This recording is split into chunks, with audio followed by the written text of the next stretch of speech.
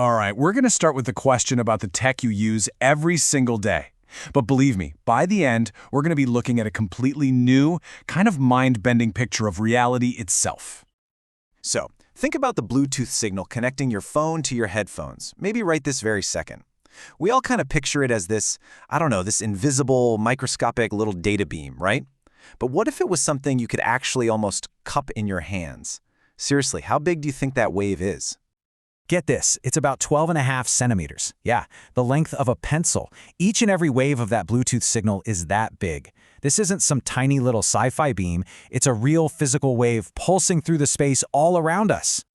And our source material puts this just perfectly. I mean, just imagine that for a second. Not tiny little ripples, but these substantial, forearm-sized waves just sloshing around you. And the fact that something so big is carrying our music and our podcasts, well, that leads to an even bigger question. What in the world is this wave actually made of? So to answer that, we've got to start with the mainstream explanation you'd get in just about any physics class. It's called quantum field theory, and it tells us that the fundamental stuff of the universe, well, it's not what you'd think at all. Okay, so here's the absolute core idea of QFT. The universe isn't full of tiny little billiard balls bouncing around. No. Instead, it's made of these invisible, space-filling things called fields. There's an electromagnetic field, an electron field, you get the picture. And what we call a particle, like a photon of light, it's just a tiny little ripple, a vibration, in its field. That's it. But here's the twist. To make one of those big 12.5 centimeter Bluetooth waves, you need billions upon billions of these tiny photon ripples all vibrating together. And on their own, these individual photons have almost no energy. Our source calls them lazy cosmic couch potatoes, which is just perfect. Each one barely has enough oomph to make a single atom flinch. Now, QFT is the mainstream view, but it's got some famous weirdness, like the whole measurement problem, and the fact that it's all based on probabilities. And that weirdness pushed some physicists to come up with an alternative idea, one that tries to bring back a more predictable, clockwork universe. But, it comes with its own baggage. It's called pilot wave theory. And the idea here is that reality is actually made of two things. There's a real physical wave that's out there in space, and there's also a tiny, separate point particle that kind of surfs on that wave. The wave is the pilot, telling the particle exactly where to go. So you get rid of all the randomness, which is great. But you have to add this extra ghostly particle that we can never actually see. So, you see the problem, right? You're kind of stuck between a rock and a hard place. On one side, you've got standard QFT, where the field is everything, but reality is fundamentally random. On the other side, you've got pilot wave theory, where everything's predictable, but you have to believe in this extra invisible ghost particle. It feels like you have to pick your poison. But what if there's another way? What if you could actually merge the best parts of both of these ideas? What if you could take the fields or everything reality from QFT and combine it with the perfect clockwork determinism from pilot wave theory? Well, you get this really powerful new idea, a synthesis we're going to call deterministic field realism. Okay, so let's build this idea from the ground up. Step 1 is simple. Just like in the standard theory, the only thing that's actually physically real is the fields. That's it. No extra particles, no hidden ghosties. The fields are the literal fabric of our world. Now, step 2. This is where things get really interesting. This is a complete reimagining of what a particle even is. An electron, for example, isn't a tiny little point. It's a stable, self-contained knot of super-concentrated energy within the field. Think of it like a whirlpool that holds its shape in a river. The particle isn't some separate thing in the field. It is a part of the field. And here's the final piece of the puzzle, the real punchline. The way these fields and the energy knots inside them change over time is perfectly predictable. The universe is not rolling dice. There are no probabilities at the fundamental level. It's all just one vast, magnificent clockwork mechanism unfolding exactly as the laws of physics command. So you're probably asking, okay, if there's no separate pilot wave and no little surfer particle, what's telling the energy knot where to go? And the answer is the most beautiful, elegant part of this whole idea. The field guides itself. This is what we mean by guidance without ghosts. The thing being guided, that knot of energy, and the thing doing the guiding are one and the same, the field.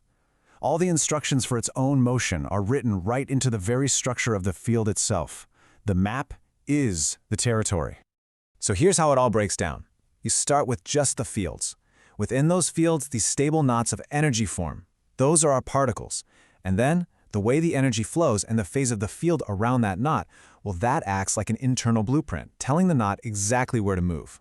It's this constant, self-organizing dance, a feedback loop where the knot changes the field, and the field, in turn, guides the knot. Right. But this is the million-dollar question, isn't it?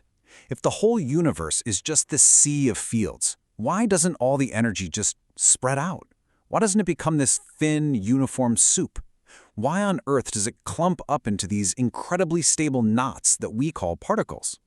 The answer is baked into the physics of the fields themselves. First, something called nonlinearity means the field can interact with its own energy, causing it to focus inward on itself. This creates this incredible balance of forces. There's a tendency to spread out, but it's perfectly matched by this self-interaction pulling it back in. Then you have conserved currents, which means energy gets trapped and circulates, reinforcing the knot structure. And finally, it turns out the universe is picky. Only very specific, incredibly stable patterns are allowed to last. And what do we call those stable patterns? We call them electrons, quarks, photons, the particles we know. Okay, so if this view of the universe is actually correct, it's not just some neat philosophical trick. It has absolutely stunning, real-world consequences.